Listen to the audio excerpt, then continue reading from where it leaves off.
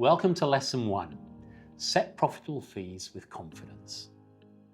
Now, if I had £1 for every time an architect asked me how much should I charge for this project, I'd have probably sorted my fees out a lot sooner.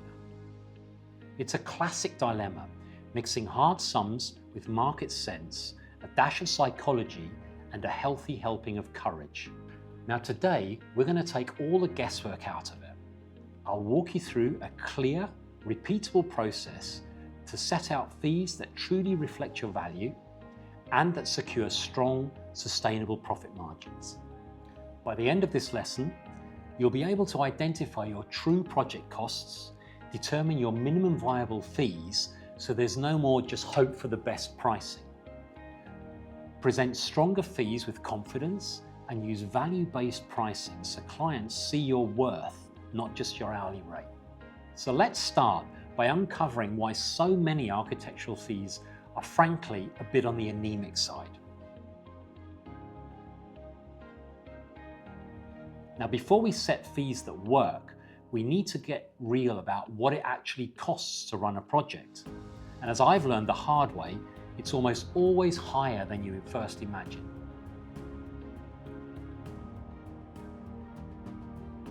Now, let me tell you a quick story. Once, early on in my career, I landed what I thought was a dream commission. A sizable renovation, keen client, all the right signals. I did my sums. Time on drawings, a couple of site visits, nothing I couldn't handle. It looked like a win. And of course, reality had other ideas. Now the meeting requests ballooned. Contractors rang at all hours, inbox overflowed, and I was putting in evenings I never anticipated. The end result? I looked at my numbers and truthfully, I'd earned less than the minimum wage. Not exactly the master plan. Now that moment forced me to recognize you're not only undercharging when you get your costs wrong, you're quietly undermining your practice's future. Eventually, these miscalculations contributed to the collapse of my first firm, especially painful when my largest client didn't pay. So here's a quick reality check. Picture a project architect on $45,000 a year.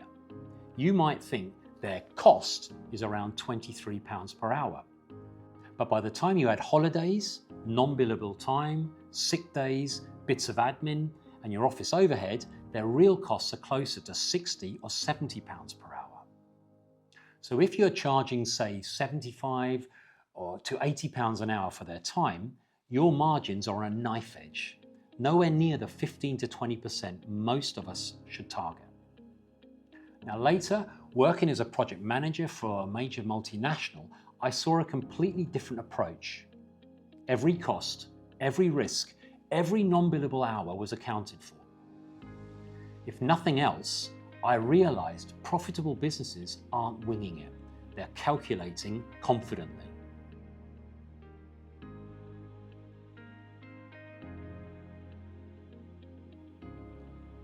So let's clear away a few classic traps. So here are 4 pricing mistakes that I see surprisingly often. First, there's historical fee anchoring. Basing fees on what you charged last time with a tiny increase for inflation, or just because it feels polite. Now this ignores any changes in project demands or market conditions. The result? Gradually shrinking profits. Second, competitor-based pricing. Now choosing fees because that's what the other firm down the road is charging. But you have no idea whether they're making a profit, working for peanuts, or simply just desperate for work.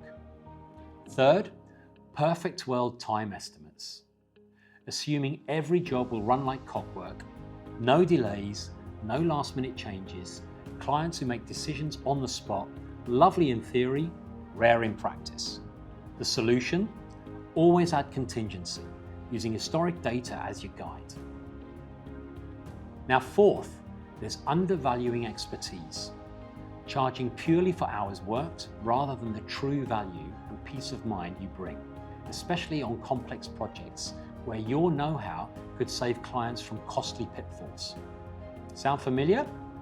If you've nodded along to 2 or more, Don't worry, you're in excellent company.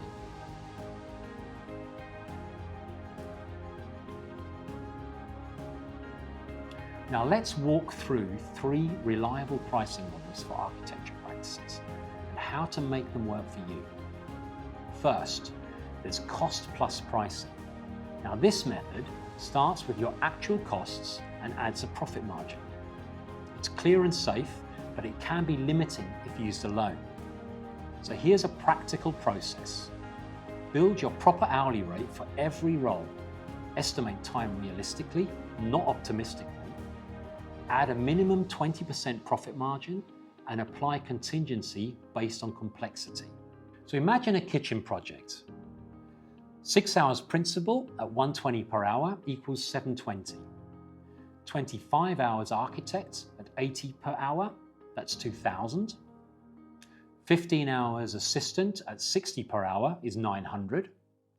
Now the total is $3,620.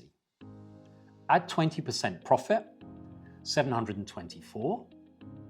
Then 10% contingency, $434. And the final fee is $4,778.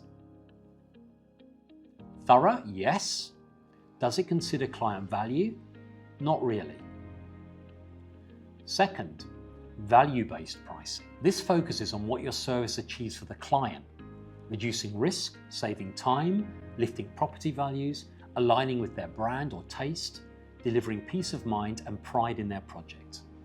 Now, I saw this in action in Munich, managing a large social housing project. One brilliant practice didn't just tot up the hours, they demonstrated how their scheme would slash maintenance, boost energy performance, and create better communities. Their fee was higher than the competitors, but we saw it as an investment, not just a cost.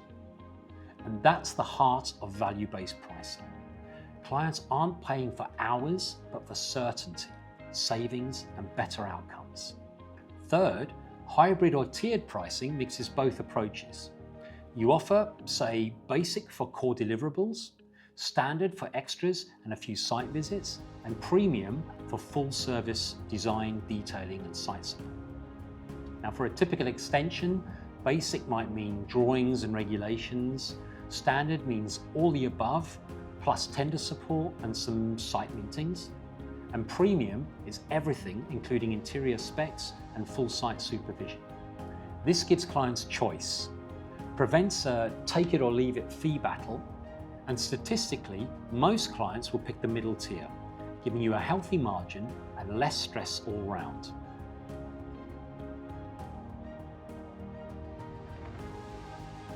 So now it's time for one of the most empowering numbers in business, your minimum viable project fee.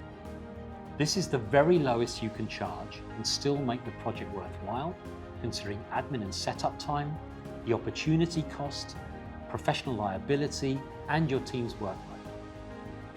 Now the maths is simple. Start with minimum base hours needed, multiply by your full hourly rate, add a profit margin, and adjust for risk or complexity. For most small practices, £3,000 to £5,000 is the ballpark minimum, even for tiny jobs. Take on work below this and you'll find it quietly eats into your profitability and maybe your sanity. Not every tiny project needs to be rejected though. Consider offering standardized packages with non-negotiable boundaries, referring microjobs to trusted partners, or providing limited paid consultations.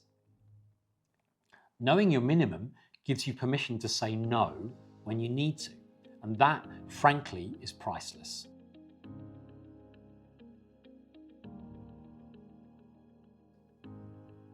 So how do you actually put this into action? First, use our worksheet to analyze recent projects.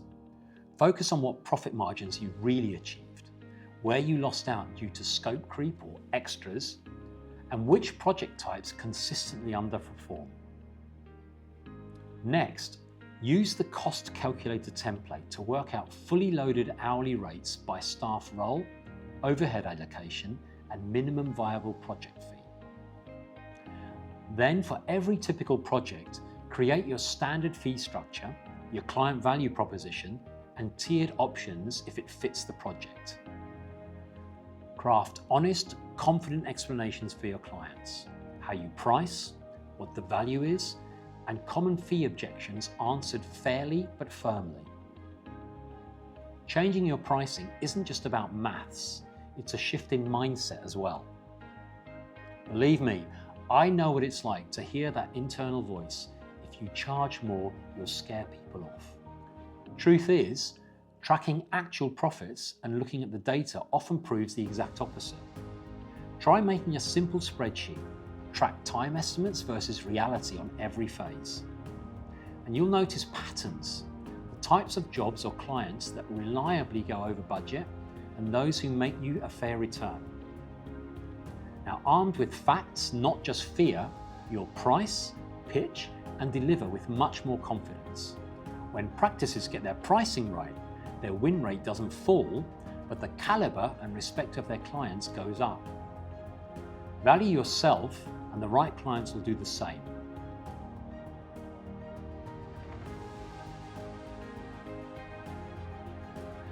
So today we've tackled the real cost of professional architectural services, common pricing mistakes and how not to fall for them, 3 models for smarter fee setting, finding your minimal viable fee, and first steps to a braver, better pricing approach. Download the Fee Calculator worksheet now. It walks you through working out the true hourly costs, profit margins, and crafting your new fee template. Have a go before our next lesson, where we'll face down the next big threat to profit, scope creep.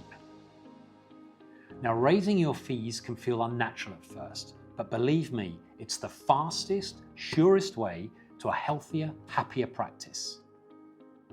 I've been that architect, working around the clock and wondering if it would ever get easier.